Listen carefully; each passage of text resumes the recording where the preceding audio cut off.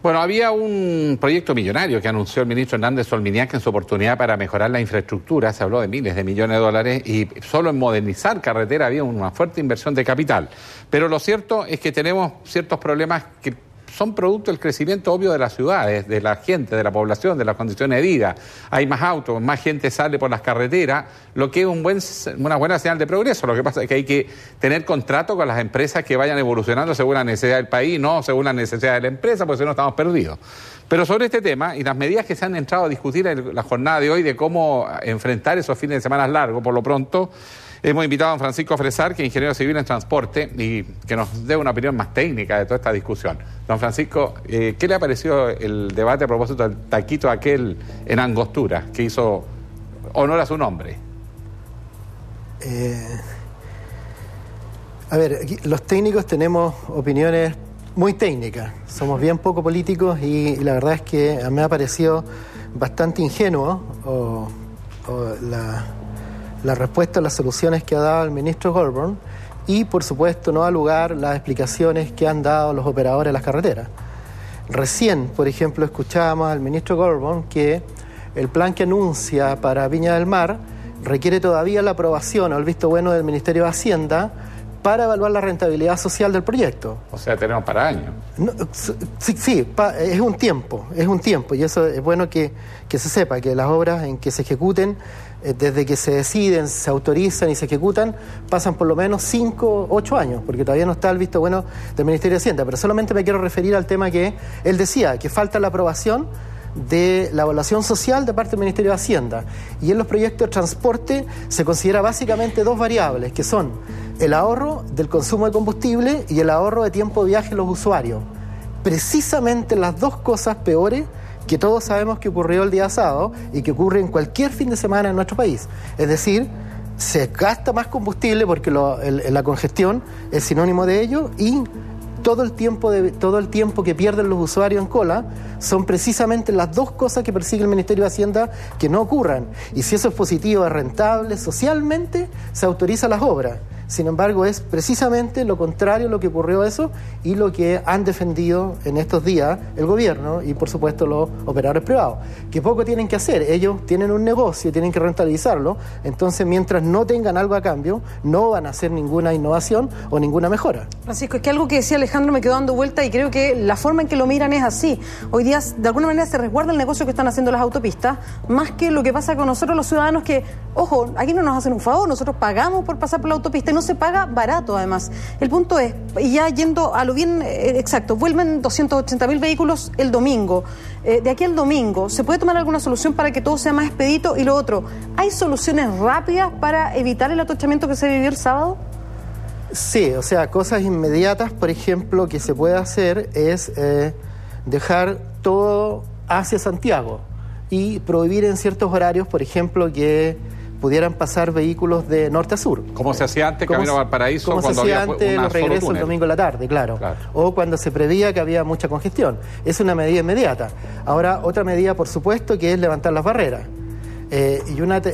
Otras medidas son, por ejemplo, que anunciar horarios diferidos en cuanto a tarifa, de modo que las personas elijan, es decir, supongamos que entre 7 de la mañana y 12 del día, el día domingo, las barreras van a estar abiertas o a un tercio del valor de la tarifa. Entre las 12 del día y las 4 de la tarde, por ejemplo, se va a cobrar la mitad y a partir de las 4 de la tarde, el que quiera estar en un taco va a pagar la tarifa completa. Es decir, eso se llama dispersar la demanda, achatarla, es decir, que no sea un pico gigantesco, sino que se vaya parcelizando. Ahora... Y a largo plazo, Francisco, o a mediano, digamos, no pensando en 8 años, ¿qué soluciones puede haber para lo que pasa hoy día con algunas salidas o entradas de Santiago? La doble vía quedó corta, por lo menos en la zona central del país. Claro, urgente, la zona central necesita, por ejemplo, en mi opinión, entre Santiago y Valparaíso, 3 pistas por sentido siempre, y lo mismo Santiago-Rancagua. Eso debiera ser inmediato y no admite estudios. Ahora, en relación con el tema del peaje... El peaje no se anunció el año pasado, yo recuerdo el año pasado se ha dicho lo de Angostura, que se iba a aplicar una nueva tecnología. Al final entiendo que no se aplicó. No se aplicó ni se ha aplicado porque no hay una disposición de parte de los operadores privados de tener menos ingresos.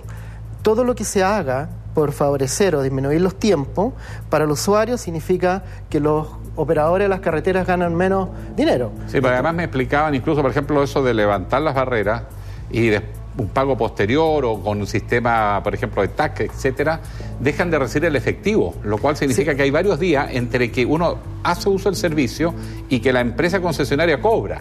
Por lo tanto, ellos pierden plata, a ellos les conviene que se le pague en efectivo y en la caja. Claro, hay tres poderosas razones económicas en que los concesionarios, en mi opinión, no están de acuerdo y nunca lo van a hacer, que son la que usted acaba de decir, es decir, el mejor negocio es el que uno tiene el cash de inmediato y pesca esas lucas y las pone el lunes en el banco y vamos ganando. La segunda es que el sistema de, por ejemplo, el free flow tiene evasión. O sea, lo hemos visto en la autopista urbana, del orden de un 2 a un 4%. Y también les va a costar algún dinero administrar el sistema. Entonces, esas tres cosas nosotros estimamos que ellos van a dejar de percibir en ingresos o les va a costar del orden de un 6 a un 8%. Entonces, por supuesto, no están dispuestos a sacrificar ese ingreso, porque es obvio, es una inversión privada que ellos tienen que rentabilizar. Ahora, desde el punto de vista del servicio público, es pernicioso que los incentivos para una empresa sea que el peor servicio que presta es el más útil para la empresa y el peor para el usuario. Es que ese es el meollo del asunto. Si no hemos dado cuenta, el gobierno se ha concentrado en dar explicaciones en relación con si levantar o no las barreras, si es legal o no levantar las barreras, de modo de perder de vista lo que realmente importa. En relación a lo que usted dice, al final de los 90 se llamaron a licitación todas estas autopistas y las bases de licitación son clarísimas. Es decir, es inmediato que el gobierno debiera hacer valer los contratos que firmó con los operadores. Cuando no hay un flujo, yo entiendo, regular, tiene la obligación de levantar las barreras. No es tan claro que tenga la obligación de levantar las barreras, pero sí es de perogrullo que es muy claro al decir que en todo instante y en todo sitio el operador tiene la obligación de mantener la circulación expedita en la ruta y en las plazas de peaje. Por lo tanto, tiene que aplicar eso. Y hay una serie de salvedades.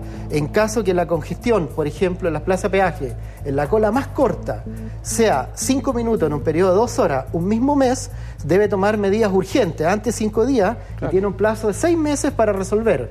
Eso es textual en los contratos que ellos firmaron. O sea, en los contratos está la posibilidad de que se le exijan medidas adicionales a la... Están, ya está absolutamente el cobro electrónico. Sin embargo, los operadores de la época, y que lo han hecho todo, eligieron el método más retrógrado, más elemental y el más perjudicial para el usuario, que es pagar con el vehículo detenido una tarifa cash, en que en el mejor de los casos le dan de vuelta un boleto si uno paga con sencillo, tiene que esperar. Entonces, el tiempo de servicio ese es demasiado alto y se producen los 25 kilómetros de cola que se produjeron.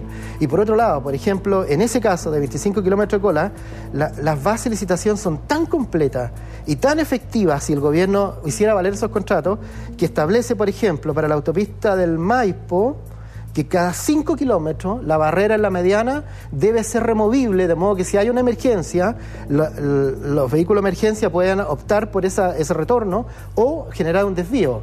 Dicho de otra forma, si eso hubiera estado implementado el sábado, la cola no hubiera tenido 5 veces la obligatoriedad que tiene la autopista y muchas personas podrían haber decidido abortar el viaje, rerutearse, devolverse o simplemente seguir cautivos hasta que al final de estos 25 kilómetros les cobraran la tarifa.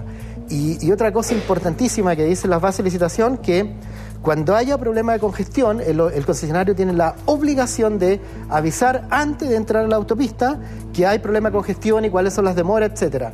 Ninguna de esas cosas se hizo y todas esas cosas están estipuladas en el contrato. Entonces, la medida inmediata es esa. Y en relación con su pregunta, ¿qué se puede hacer para disminuir?